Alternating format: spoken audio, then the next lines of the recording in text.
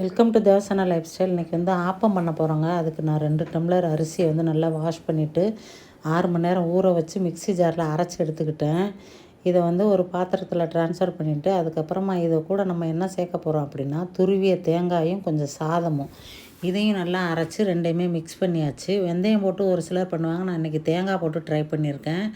இந்த மிக்ஸை வந்துட்டு ஒரு 6 மணி நேரம் நம்ம புளிக்க விடணும். புளிக்க வச்சுட்டு எடுத்துகிட்டு தோசை மாவு பதத்தை விட கொஞ்சம் தண்ணியாக இருக்கணும். நம்ம அந்த மாதிரி இருந்துட்டு ஒரு ஆப்பசட்டியை எடுத்துகிட்டு ஊற்றுனோம்னா நல்லா பஞ்சு போல் இருக்கும். இந்த நம்ம தேங்காய் சேர்க்குறதுனால கொழுக்கட்டை சாப்பிட்ற மாதிரி ஃபீலாக இருக்கும், நல்லாயிருக்கும். இதுக்கு வந்து நீங்கள் ஆப்பம் தேங்காய் பால் வைக்கலாம், இல்லைனா வந்துட்டு சிக்கன் கிரேவி பொட்டேட்டோ கிரேவி வைக்கலாம். ரொம்ப நல்லாயிருக்கும். நீங்கள் ட்ரை பண்ணி பாருங்கள். இன்றைக்கி வந்து எங்கள் வீட்டில் ஆப்பம் செஞ்சு நாங்கள் தேங்காய் பால் வச்சு சாப்பிட்டோம்.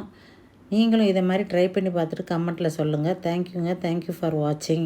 இந்த வீடியோ பிடிச்சிருந்தனா லைக் பண்ணுங்கள், கமெண்ட் பண்ணுங்கள், ஷேர் பண்ணுங்கள், சப்ஸ்கிரைப் பண்ணுங்கள். தேங்க்யூ.